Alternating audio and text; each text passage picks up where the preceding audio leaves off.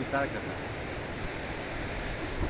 मैं भी काली नदी के किनारे में खड़ा हूँ। यहाँ हमारा बहुत ही महत्वपूर्ण तीर्थ स्थल हंसेश्वर मठ है। बागेश्वर उत्तरायण के बागनाथ मंदिर की बात इसी की महत्ता है।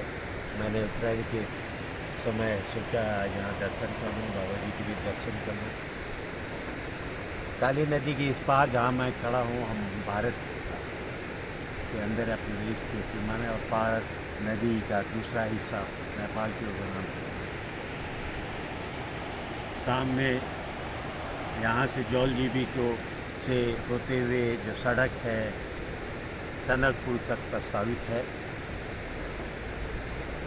ये सड़क हमारे लिए बहुत महत्वपूर्ण है और इस क्षेत्र के लिए जो कुमाऊं के अल्मोड़ा पिथौरागढ़ संसदीय क्षेत्र के 2 जिले चंपावत पिथौरागढ़ की बहुत ही महत्वपूर्ण लाइफ लाइन जीवन रेखा बन सकती है। आर्थिक युग के एक नए श्रीगणेश कर सकती है।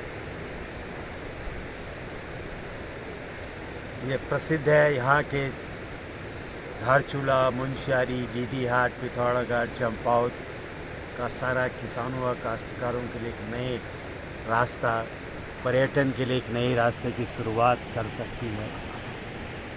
मैं जब सांसद था 2009 और 2014 में लोकसभा का इस क्षेत्र से, उसी समय भारत सरकार से हमने टनकपुर से जौलजीबी की मोटर मार्ग की शुरुआत की थी। हमारी एक योजना थी कि भारत की सीमा पर बिहार से लेकर उत्तर प्रदेश और उत्तराखंड तक की नेपाल भारत की सीमा पर एक सड़क बनाई जाए। और मैंने उस समय तत्कालीन केंद्रीय गृह मंत्री सुशील कुमार शिंदे जी से कहा था इसकी शुरुआत उत्तराखंड से की जाए, कि ये सिर्फ नेपाल और भारत के लिए सामरिक रूप से महत्वपूर्ण है, ये चीन के लिए भी बहुत महत्वपूर्ण होगी। हमारी सीमाओं पर हमारी रसद, हमारी सामरिक रूप से भी इसका महत्व होगा। 120-25 किलोमीटर की दूरी टनकपुर से जौलजीबी की कम हो जाएगी हमारे सीमा पर जाने वाले सैन्य उपकरणों के लिए।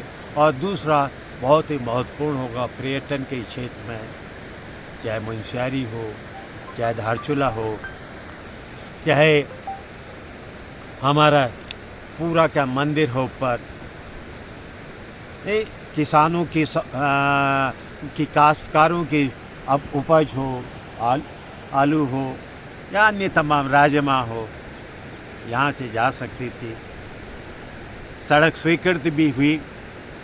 केंद्रीय गृह मंत्री तत्कालीन शिंदे साहब ने उसका उद्घाटन भी किया, लेकिन दुख के साथ कहना पड़ रहा है आज भी हमारी ये सड़क पूरी नहीं बन पाई। सरकार बदलती ही नई सरकार आई, मोदी जी आए, डबल इंजन की बात करते थे, लेकिन ये जो सड़क कांग्रेस की यूपीए सरकार ने, मनमोहन सिंह जी ने देश के सामरिक हितों के लिए इसके लिए और साथ ही साथ इस कुमाऊं अंचल के लिए, काली कुमाऊं से लेकर धारचूला मुंशियारी तक के लिए, नारायण आश्रम के लिए महत्वपूर्ण हो सकती थी।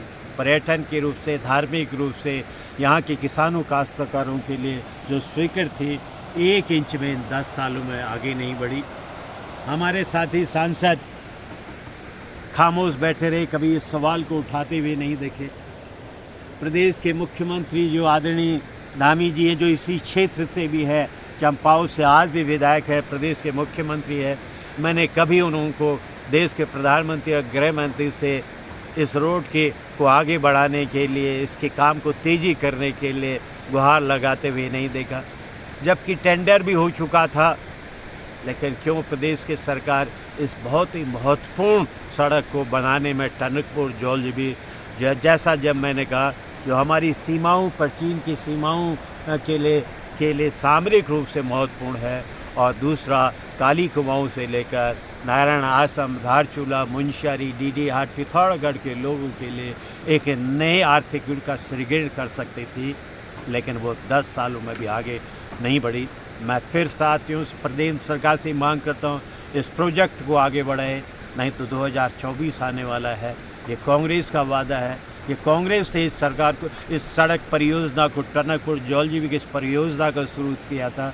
टनकपुर से जल जीविका रेल के प्रोजेक्ट को शुरू किया था और हमने वो तमाम स्थितियों को भी सुनिश्चित कर लिया था कि आने वाले अगर भविष्य में पंचेश्वर जैसे डैम की अगर कोई बात होती है, ये सड़क उसके कारण कोई रोड़ा न बने, उस आधार पर भी इसकी तमाम सीमांकन किया गया था, डीपीआर बनाई गई थी। अगर ये सरकार नहीं करी तो मैं लोगों से सुनिश्चित करता हूँ कांग्रेस इस प्रोजेक्ट को पूरा करेगी, क्योंकि ये हमारे सामरिक हितों के साथ साथ इस अंचल की, अल्मोड़ा पिथौरागढ़ संसदीय क्षेत्र के इस महत्वपूर्ण अंचल की बहुत ही महत्वपूर्ण आर्थिक परिघटना होगी। जय हिंद, जय भारत।